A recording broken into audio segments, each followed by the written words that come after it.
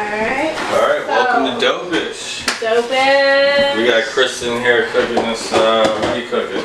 I'm gonna do my take on a shrimp and lobster birria with the cream. It's gonna be a cream-based broth with some crab in it. So that's what I'm doing. Twisting it up a little bit. It's very interesting. Yeah, I basically relished up some onions and tomato into like a fine relish in here before I threw the shrimp in to add some bonus flavor. I'm trying to heat up so it cooks good. But yeah, that's what I'm doing. It's easy and it's delicious. It smells really good. So for like the sauce, what do you use? I'm going to take whatever's left from the seafood. I'm going to take the seafood and dump it into a bowl. Take the juices that are left from the seafood and then add heavy whipping cream and then some Romano, Parmesan, and Asiago to it and whisk it. And then probably some basil too. Interesting. Yeah, definitely. Sounds fire. So this is what Myla mixed up the other day, and it's for seafood. Myla's seafood mix. That's cool. Yeah, we're gonna be coming out with some seasoning mixes in her honor. So okay. Definitely gonna do that. Where are you gonna have it for sale at? Probably gonna create an Etsy store or something, or do an online store. Nice. I'll be able to ship it and everything. If you guys actually have enough for sale, I'm actually doing this vendor event on Thursday. Oh, nice. So if you have any stuff like that you want to sell. Yeah, I should be getting my containers tomorrow. I can start mixing them up. Bet. Yeah, for sure. That would be dope. Alright, so shrimp and lobster. Is the lobster in there too? Not yet. Okay. We wait till the shrimp is almost done, then add the lobster because lobster cooks faster. Gotcha. Okay. Yeah. Okay. Makes sense. I'm just stirring so it evenly coats it with the seasoning. So what's your passion for cooking? Like what interests you in cooking? I just really like coming up with flavors that, people don't really think about doing, and mixing up different nationalities and cultures and bring them into one, basically. And you cook as well, right? Yeah, I cook. Yeah. I just cook everything for real, and I just go off the top. Back in the day, that's what my pops did. So, man, we come home and be like just some random stuff thrown together. That's what I do, man. That's what I do. As long as if I think it's gonna taste good, then I'll just put it together. So. Gotcha. Okay. What is y'all favorite things to cook? Definitely seafood for me. Yes, seafood. Seafood, yeah. Seafood, fish. She called me the meat man. Yeah, he's really good with the meats, and I'm really. Because you hunt and fish too. Yeah, I do both of them. So I like fresh fish and fresh food, man, because it's a big difference from when you get it from the store. Mm-hmm. They put all that preservatives and all that other stuff to make the meat red. Yeah, and you can taste it. And the steroids, you can see it in it. Yeah, it's crazy. Yeah, but if you had a fresh chicken, you would see that that's not the same size as what you're buying. Right. If you buy like frozen fish from the store and you catch the same fish and you throw it in there, it has a totally different taste. Yeah, it tastes way better. So that's why I like fishing so much, because it tastes. What's your favorite seafood to eat, or not just to eat, but to prepare? Blue crab. Not to prepare. My favorite is to eat is blue crab. Preparing is something like this. Aren't blue crabs the small ones? Yeah, they're smaller. You just eat the what's it called? The knuckle butter. What? Why is Myla getting a knife? Myla, what are you doing? I don't think that's enough. We're playing Play-Doh. Eat it food. Oh, okay. She ran off like a hobbit. What the snow crabs? What are you talking about? I'm talking about the cluster part for the blue crab. That's all you eat out of. You don't eat the wings. Oh yeah. Yeah. Oh, okay. What about preparing, like cooking? I like prepping. It just takes my mind off of everything, and I'm just in the zone with the food. So it's like kind of an escape. Mine would be grilling on the grill, because then you just chilling, talking to your boys and drinking beers. Some brews, man. Yeah, social, man. Get talking. It is relaxing to grill. It is very relaxing. Yeah, so that's my favorite steak. I need to stop. It ain't really good for you, but hey, it's so damn good. How do you like your steak? Man, I like it probably medium. I don't like it too rare. Yeah.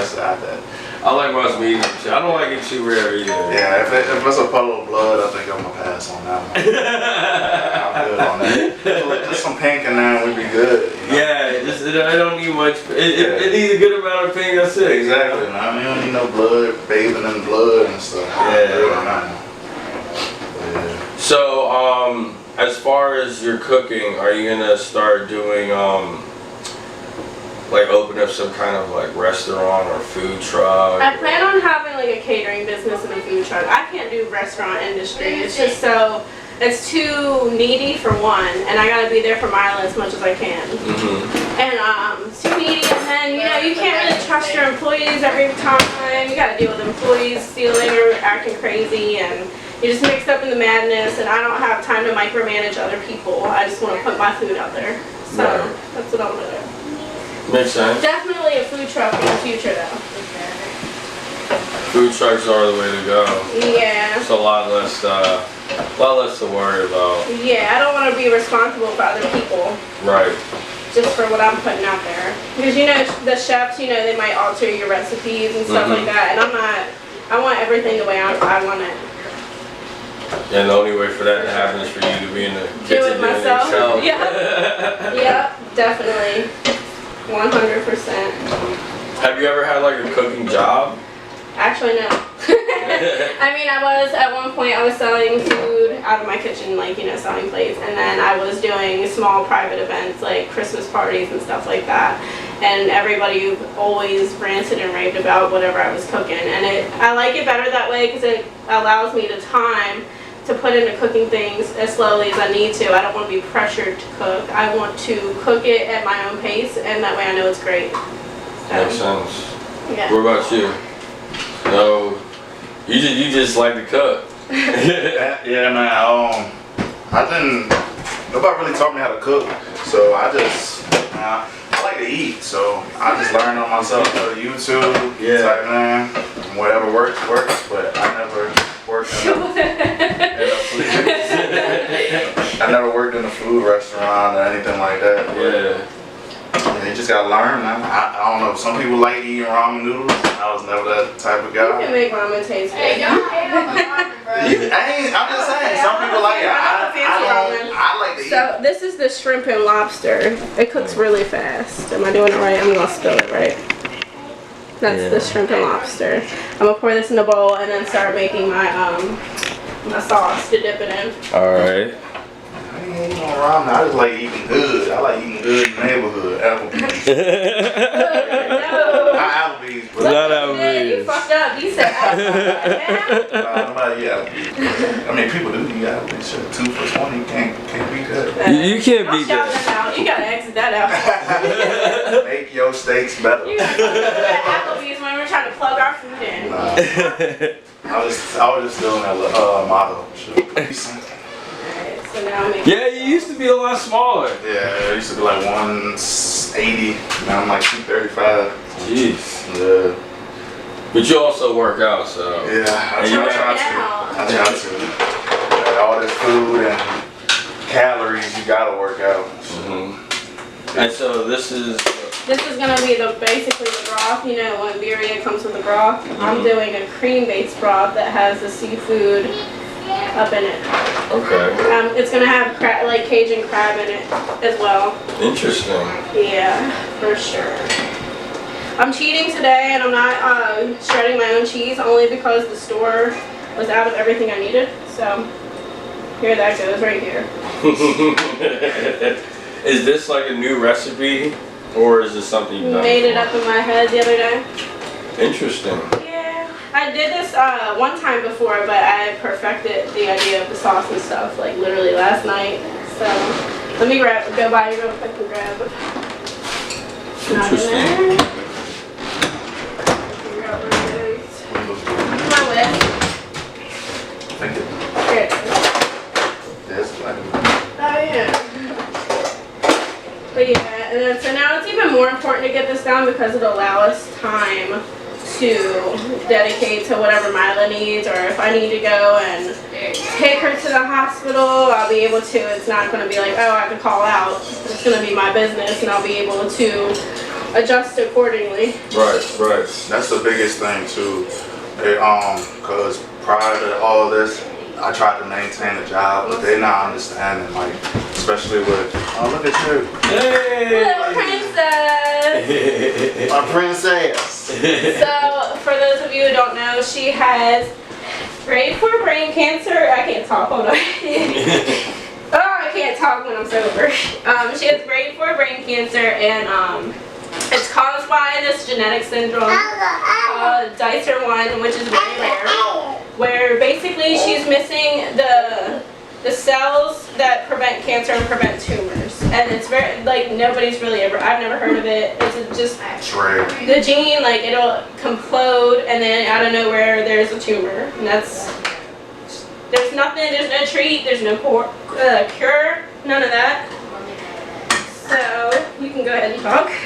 But yeah, like I was saying, like most jobs, like, they don't really care about what issues you have, you know, it's just, when can you return to work? When, like, I told him straight up, I was like, my daughter is more important than his job, you know what I mean? So that's my offspring, so.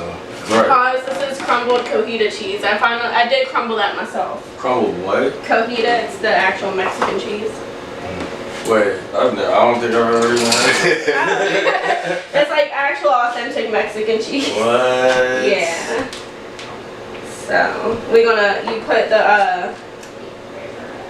put the shell with cojita cheese and some of the shrimp mix and all that in some oil and let it fry up and melt. Wait till the cheese is melted, and then once the cheese is melted, you bring it out and then fold it. Wow. Yes, sir. Give me my chops over there. I need this. Basically, anything that I do as far as business-wise, I'm going to coordinate to mix up with Myla and how I, like, you know, donate to research, because a lot of people, there's not a lot of funding for Dicer1 Syndrome right now. So we're going to coordinate the research for it, like donate to that. And a lot of organizations have helped us as far as bills goes, because that's really hard. So we're also going to give back as far as that goes with our businesses that we come up with. And basically just do what we can to get this on the map and talked about. Yeah. It is something that needs to be talked about and brought to light. Yeah, especially how rare it is. I mean, for sure. If the doctors don't even know what to do. Yeah, so she has a doctor at VCU, Dr. Wang, which she's great, but it's also like it's been hard with the nurses and the other staff. But I'm not even going to mention that. That's something that will need to be brought up. But she's coordinating with the experts in DC and the experts in Connecticut at St. Jude's and the experts at CHOP, which is the Children's Hospital of Pennsylvania. She's doing a board meeting with them. What was it? Yesterday she did her board meeting with them to figure out another plan of treatment and what else they can do. Okay. So with them not really knowing what this is, can they say it's terminal? Yeah, they know what it is. There's just no cure. Okay, so they know what it is, but there's no cure for it. Yeah, it's definitely. So they did brain surgery back in March on her and removed an apple-sized tumor from her brain that they didn't even know was there. And then after that, 2 more little tumors grew back, because that's what glioblastoma. That's the main. That's her main diagnosis, but it's 6 cancers mutated into that glioblastoma, so it has components of different cancers. So it basically means it'll just sporadically pop up like wildflowers. You know, like when it rains and there's a bunch of mushrooms that just pop up out the ground, that's how her tumors can pop up. And since she's missing the genetic coding to prevent tumors and to prevent cancer, it's even more, it's going to be more predominant and happen more often than not. So, gotcha, okay. Yeah. So this has been a thing doctors have seen before, they just don't, it's just rare, they don't know how to treat it. Yeah, they've seen it, and it's more so amongst older people. I mean, really? Children have been diagnosed with it, but it's definitely more so amongst older people. Usually with children, the cancer will start in their like pulmonary gland and stuff like that. But hers started in her brain, and that's very different from what they've told us. Yeah, it's you gotta be careful when it comes to the brain. You can't really do too much. Yeah, they have to take extra caution, and if they're coming up with a plan, they really need to discuss it to make sure that it's 100% safe to do for her. Right. Which is why things are taking a little longer as well. They can't really approach it the same way they would with an adult. Yeah, 100%. And do you like red onions? Where'd she go? Okay. What? Are you? Santa Claus cooked potato. What's wrong?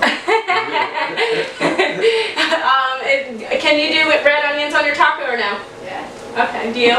Yeah. Alright. Just no pineapple for. That's never gonna be involved in my seafood. I mean, other people may like it, but I don't believe in. I like savory.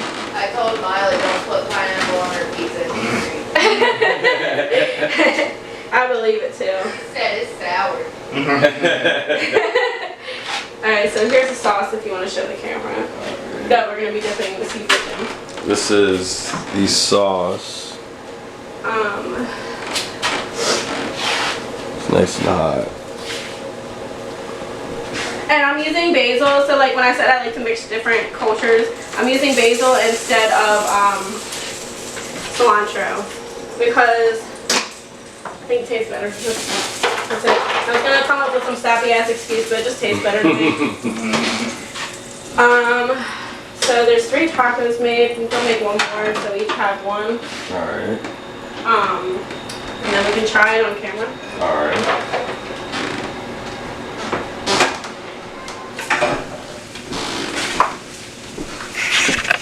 Healthy, but I'm definitely getting help now professionally. So you see a therapist for this? yeah, I have a therapist that helps me out with my anxiety about it because it gets really bad, and I get very I won't sleep for a couple of days. I get a little crazy.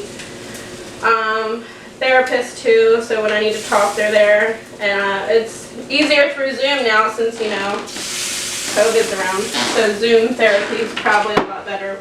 Since I'd probably skipped out on therapy if it were in the building. If they already not coming, gonna look at me all awkward, no thanks. So that's how that's going. I feel like he handles it a lot better than I do. How do you cope? Do you see a therapist or do you just? Nah, I don't see a therapist, no. Usually how I deal with certain things, it hits me first thing, and then I learned since I was a little kid to deal with these things. It takes a little time, and then I'm fine with it. I mean, still but with this situation, since it's my kid, it hits me in spurts from time to time. But I try to stay positive because I used to be a pessimist, so I always was negative, and that's not no way to live. So I was like, man, I gotta be positive, more positive. If she's not crying and pouting over it, I have no reason to either. Just take it day by day. So that's all I do.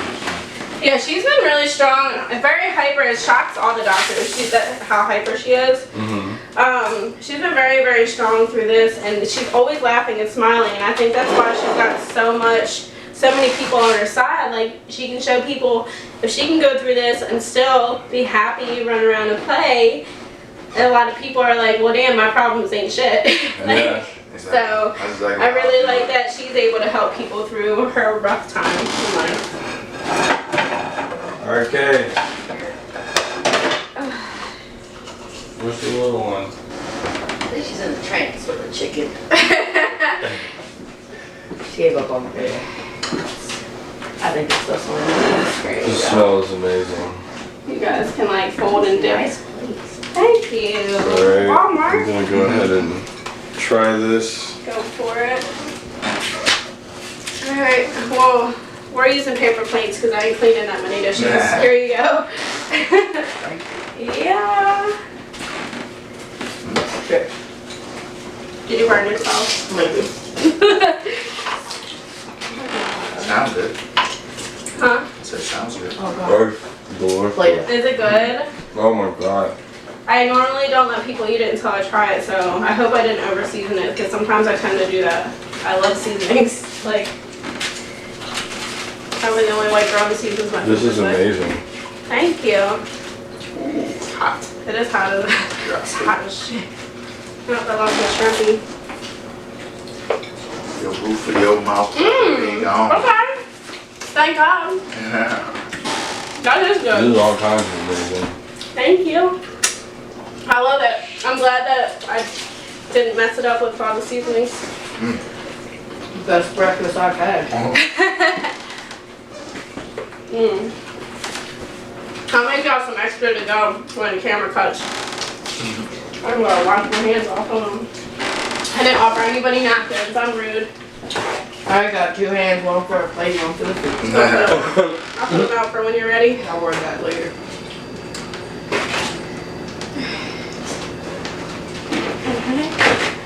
And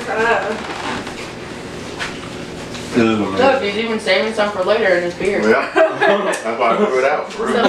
flavor saver. Flavor. So yeah, that's my lobster and shrimp birria with a crab sauce. This is amazing. Thank you. This is What is amazing. the name of your company? Myla's Munchies. Milo's Munchies. Myla's Munchies. Look out. Myla, you cooking too? Say yeah. You wanna come here and try food, baby? You're like, no, baby, drink it. Oh, she got your purse. There ain't no money in it, You so wanna come say hi? we might have like $4. You wanna come say hi to the camera? Come on. Well, at least it matches it. Oh, she's playing dressed up right now. Say hi. You're gonna be silly and shy. Say my name's Myla. All right, she's gonna be silly. She's not gonna tell you her name. What's your name?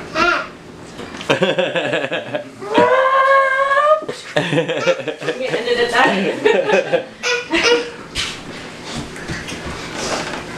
That's delicious. Thank you. See, look. Who's that? Who's that? Who's that? Making a mess. See, just Nom, like nom, you. nom, nom. Is that mommy? Who's that? Who's that? We haven't discussed names. We're not on a first name basis yet. Just that girl that Say shows K. up. Shows up. Say K. That's the best friends to have. That's most of them, right?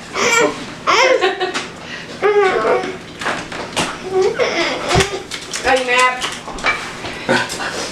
You spoiled her, now she's gonna require that every time. No, we can't use the camera right now. It's working We're right gonna make now, up some okay? extra. We gotta Are you still wait. hungry? Alright. No, we can take it to go. Okay. Don't grab that. Don't grab that either. That's the light. See the light? See the light? Oh, roast. Wait. You know where the to-go boxes are? I think we have some to-go boxes. I'll pick you up in a minute, okay? We're gonna answer questions like we're in school, okay? Say cheese. Say cheese. Chuck E. Cheese. Say Chuck E. Cheese checker. Alright. So, we're here with Kristin and James and Myla. What's your name? Say it out loud. Myla Freeman. Right? This is. Who am I? Who am I? Mommy. Who's that? You being shy?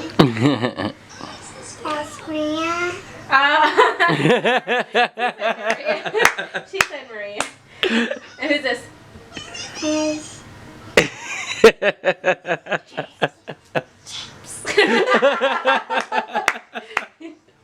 He's silly.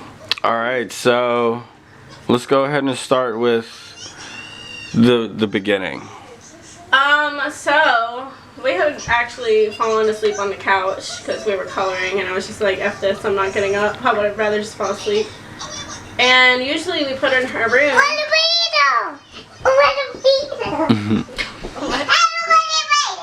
Okay. So usually we put her in a room, and that night we didn't, so I was really glad because I wouldn't have hurt her. She woke up crying and unable to move her right side of her leg, and it was actually her father who noticed because I had him come downstairs. I didn't notice. I thought she was just waking up screaming, just, you know, like normal kids do. He noticed that, you know, her right side, her arm wasn't moving, her leg wasn't moving, her face was drooping, and so we rushed to Chippingham, and they were like, everything's going to move very fast, we have to transport you to VCU. And from there we learned she had bleeding in the brain. And so, like, my first friend that I ever met here, Summer, she was hitting me up when we were there, and I'm like, God, she's drunk and just wants to talk, let me message her. I'm like, my kid's in the hospital. She was like, I know, she's on my table. So then it's like a fucking scene from a movie. She comes running and like tackles me to hug me. Daddy. And, Hi, Daddy. he's just, Hi, Mommy, he Daddy. doesn't know what to do. He can't talk. Like, he's just like so Daddy. overwhelmed. Daddy. All the talking with doctors. Daddy, Mommy. I see you. I see you, baby. I see you. You go get your iPad? Or your iPad? Go get it. Go get iPad. I'm gonna get it for you. Here, Mama. You want our phones? the phone? Yeah. Here. Give me. So what comes after? Give me. Say please. Dad, please. Thank you. Good job. You gotta go You get gotta watch it over there, though. Alright? Watch it over there. No. Yes, Mama. We're doing an interview, baby. No, no, no, no. It's okay. No, no, no. Over here? Oh. Wait, press that. Drama. Alright, so So basically they were preparing us, saying that like people don't live through these hemorrhages at that big, like Bernardo. So basically they're preparing us for our child to die. And they couldn't figure out what it was, so when they discharged us, we still didn't know what it was, and had no plan of treatment. She had to like learn to walk and talk all over again. So, and then after she learned to walk and talk over again, in late February, another brain hemorrhage and another stroke. And this time it was larger. So it's like everything happening all over. What's the day? Today, today's Tuesday, baby. how was she throughout all of this? God, she's so strong. Way stronger than we could be. I mean, she woke up from brain surgery and was saying, "Cookie Monster." Like, what? Just going right into it. Like nothing happened. been a normal toddler, and everybody, the doctors, her dentist, her hematologist, everybody is just like, how is she so energized? And how is she so, like, reluctant to feel the pain and keep smiling and stuff like that?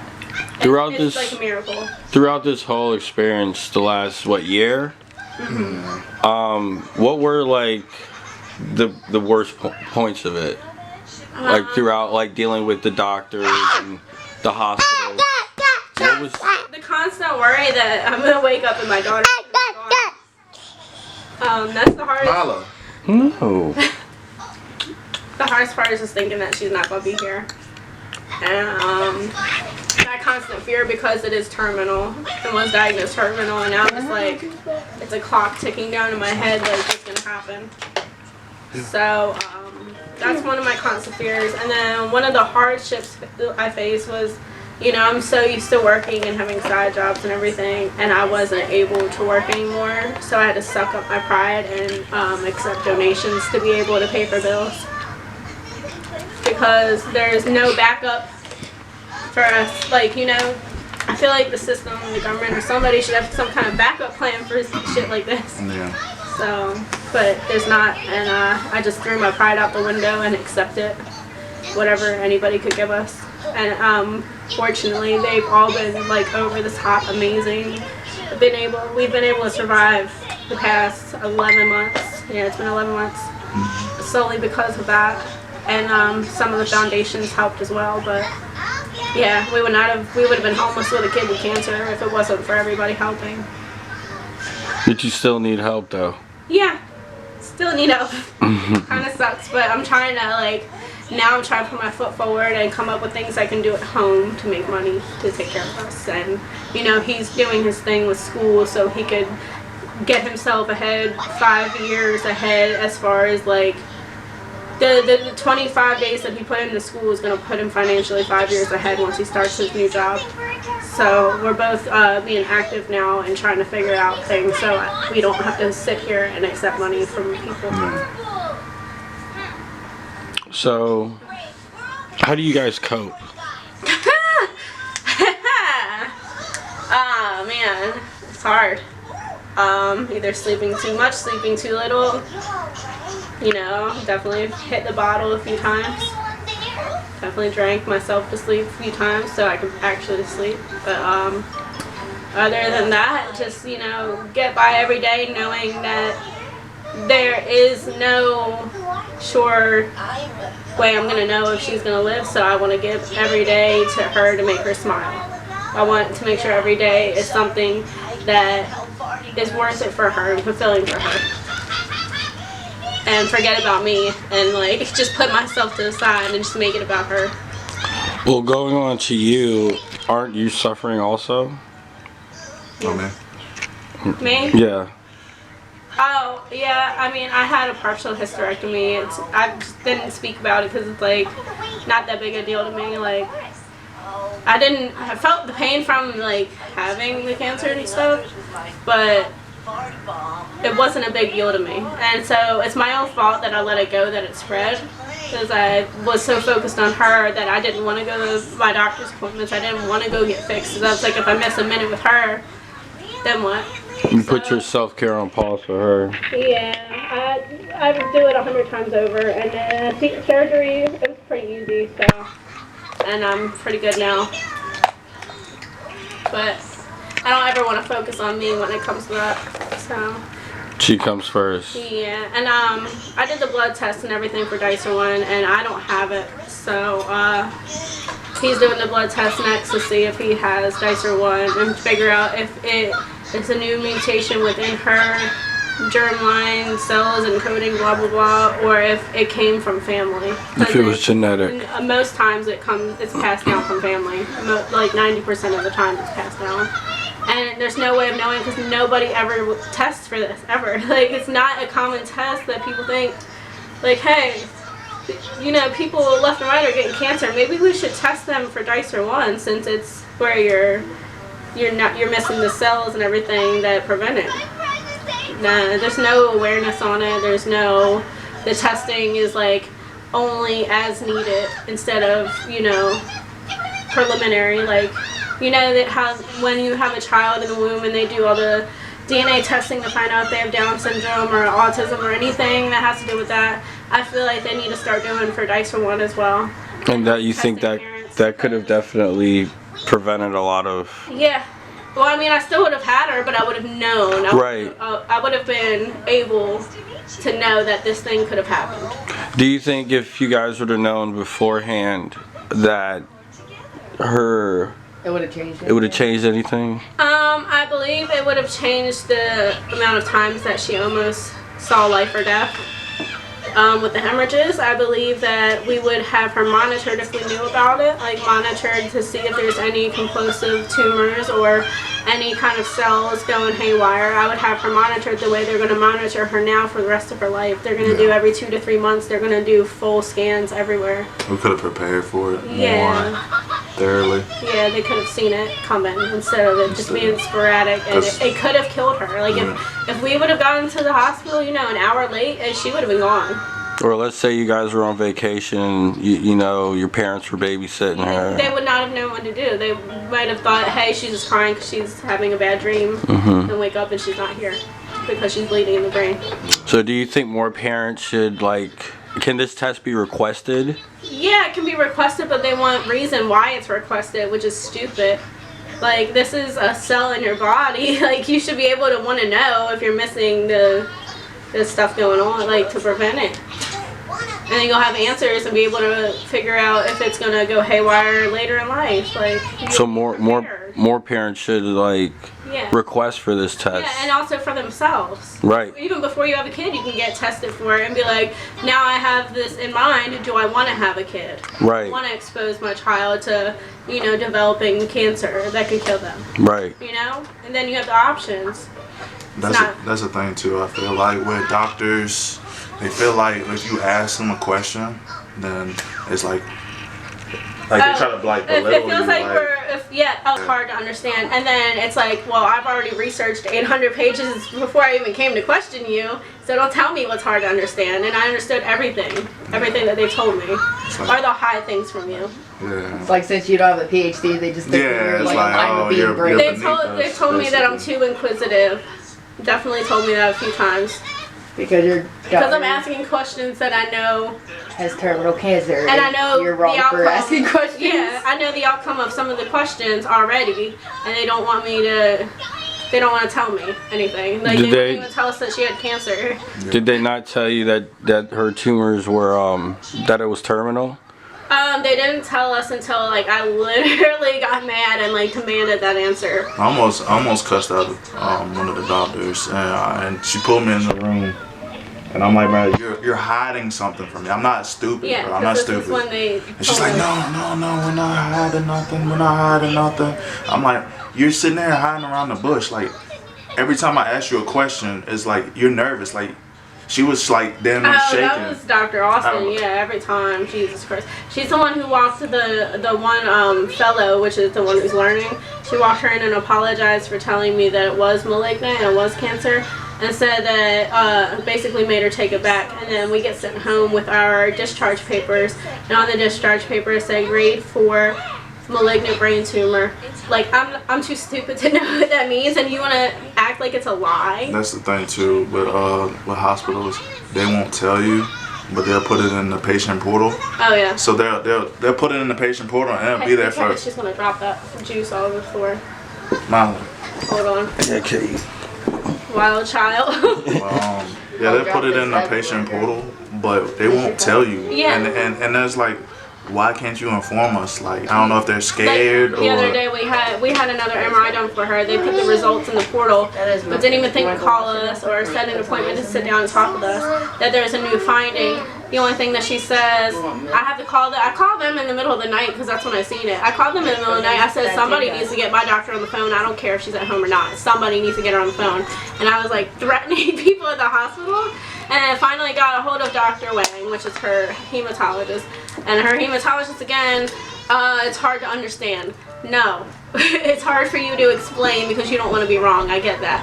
So why don't you just let me know what you're down to doing, which she told me that they were going to have a board meeting with the experts in Connecticut at St. Jude's, expert at the DC hospital, and expert at CHOP, which is Children's Hospital of Pennsylvania, or Philadelphia. Yeah, Philadelphia, which are like the top 3 hospitals in America for this. And so they had that meeting yesterday, and I still haven't heard nothing. So there we go again. I'm gonna have to call and threaten people. Do you think they're just? Don't touch that. Stop, please. Do you think they're afraid of? The reactions? I mean, this is their job, though. You Yeah. know, like what? Why are they? We pay you to be a doctor. Yeah, they're getting paid to take care of people. Why? What do you think I've been they're? explaining that they don't want. Watch out, she's gonna grab the camera. I've been explaining that they don't want to give me any answer until they're definite. And I'm like, I'd rather know and know that it's a this is what you're trying to investigate. Myla, baby. Myla. So she's full of energy, as you can hear, because we're gonna not clip this out at all. Hi, Dad.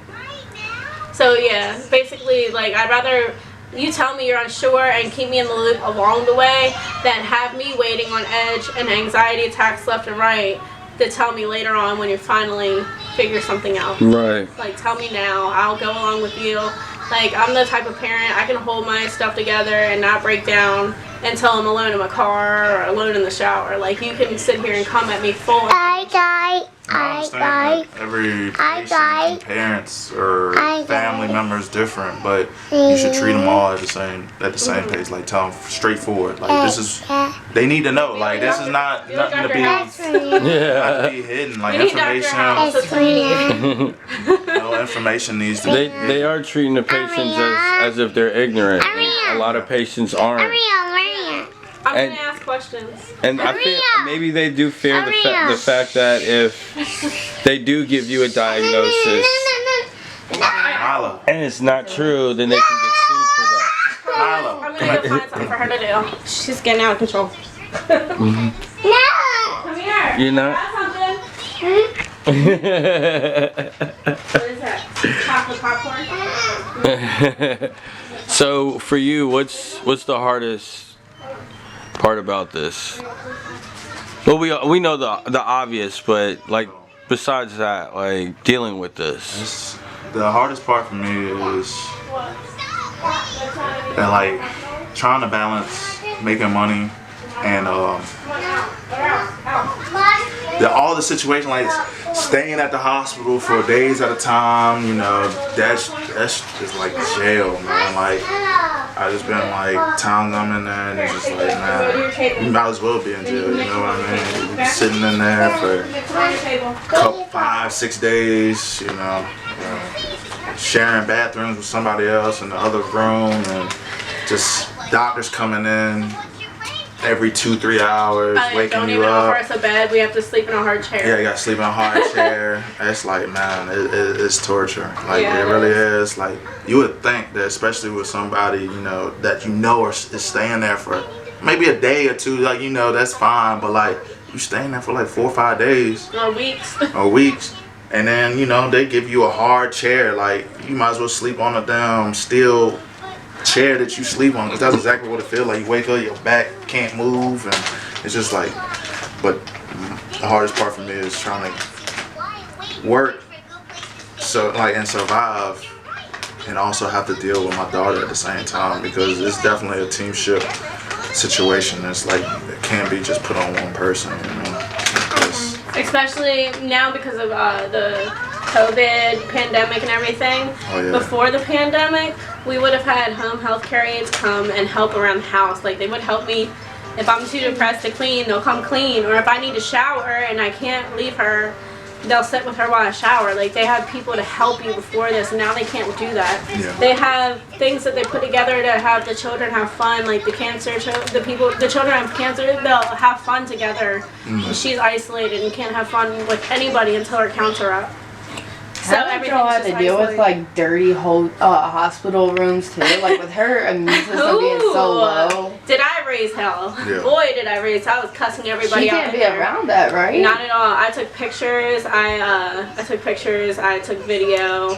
I did everything, and then I got the nurse coordinator in the room, and I lost it. I said, "Now you're sitting here telling me when I go home I have to vacuum up and, you know, sanitize everything every time, every day, all the time," which I do anyway, but they're like making it on me. But I come in here and there's blood stains on the floor, hair tumbling, the bathtub full of like blood and wrappers of random stuff, like just food on the floor.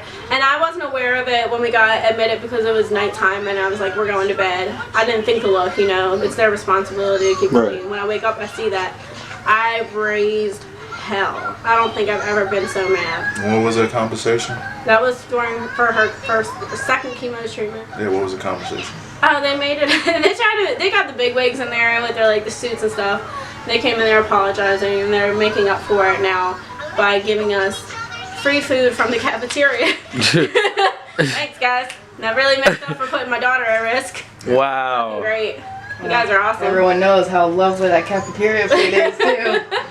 Hey, thank you for that, man. So if there's one thing that you could get done to help not just yourself but parents that might have this issue also, like, what would it be? Take advantage of all the resources appointed to you by the hospital, because we weren't aware about how much they could actually help us until like the late months, like probably 3 months ago, maybe. Definitely ask for a patient advocate along the whole way. It doesn't matter if they're mistreating your child or not. Having that patient advocate there will prevent a lot of things. And then ask for a hospital appointed social worker so you can figure out bills, figure out, you know, if I say I need some food, they'll send us a gift card for food. Like, I didn't know any of these were an option until recently, so definitely know what you can do to help yourself, for sure. Are things getting easier or harder? It can be both. Just depends on the day, for real. Yeah. It's harder for me knowing that it's terminal and they gave a prognosis time. And now that they can't do any more chemo because it's hard on her body. So it's like, what can you do to save my child if there's another tumor? Because they're just popping up left and right. They can't do chemo. What are you going to do? They said weigh out the risk of brain surgery and see if it's worth it. So it's just like, I'm just fighting the clock, basically. Just waiting.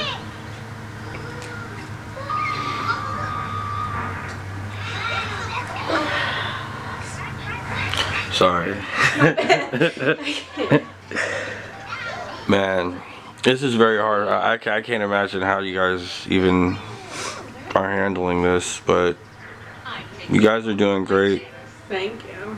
It's definitely not something anybody should go through at all. Yeah, especially from going from such a healthy kid. And it happened out of the blue. Out of the blue. She never even had a cold before this. Not even a sneeze. Like, she was so healthy. I thought everything Did was everything good. I could do. Even like as a baby, she never had jar food. Like, I always made her food and pureed it. Like, it was never, like, she had a few jar foods, but I changed my mind on that because when I tasted it, I was like, hell no, she's not eating this. She was eating steak. Yeah, Had she like was 6 eating steak months. before she had teeth. Yeah, she was just going on steak. Lobster. Lobster. But as parents, there's absolutely nothing you could have done to prevent this. Not at all. And I was finding ways to blame myself in the beginning too. I was trying to figure out how you blame myself. And it's just nothing we could have done. You can't point the blame at anyone. They definitely just need to bring more awareness on Dicer1 Syndrome though. So that way, you know, you could test for it while they're in the womb or test the parents before they decide to have a baby. You know, slip-ups happen, so you can't be like, okay, let's test for it, and then if I get pregnant, I'm pregnant. You know, it's just whatever. Just test for it. Like, test everybody. Why would you not test for something that's so under-researched? That way you don't even have to, you know, go through torture like this. This is torture, pure torture. Essentially. Because Yeah, 100%. why would Because you cancer want is to so give birth? huge. Everybody has cancer lately. Everybody I freaking know is getting cancer or has had cancer or is losing their life to cancer. So if this is a thing that your genes can't produce the cell to prevent cancer, then why not test for that? It's for everybody. Why would you want to give birth to a child and then just see him pass away? Yeah. I'd rather. If we would have planned it, I would not have had a child. Yeah. If this now, Myla, I love her, and I would have got tested while she was in the womb and been like, okay, well now we were prepared. I would never take that from her or take away the fact that I want her here. Right, I wouldn't right. take it away either, but if I knew exactly, I knew before if I having knew, her. I wouldn't put myself through this. You wouldn't want to put her through Before that. ever getting pregnant. Before ever getting pregnant. Now, if I'm pregnant with her and they tell me that she tested for it, But then if I'm you knew like, prior, you would all have right, taken we'll over do the scans and process. keep her. Yeah. Say cheese. Alright, well let's go ahead and wrap it up. Alright. I really appreciate you guys doing this interview, and Thank you for doing this. for what it's worth, you know, you guys are doing great, and Oh, you fired. look at that face. Dropping bombs. We're gonna keep that. This is literally her and her personality. That's goofy. She seems like a happy Yeah. kid, and Just a normal toddler. Yeah. What's that whistling? you never know, she might beat the chances, you know. Yeah. I She's felt doing like great. She came through so much. There's no reason for something to be her to be taken away at this point. Mhm. I died like a baby. That's how I keep my positive mindset. Take a She's already picture came of through me. so much. Take a picture of me. Take a picture of me. Alright, hold on, okay. Alright, well, thank you guys for doing this episode for Dopeish. Yeah, for sure. Thank you.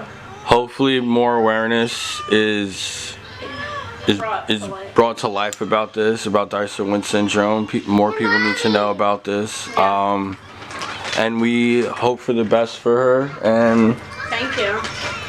Thank you.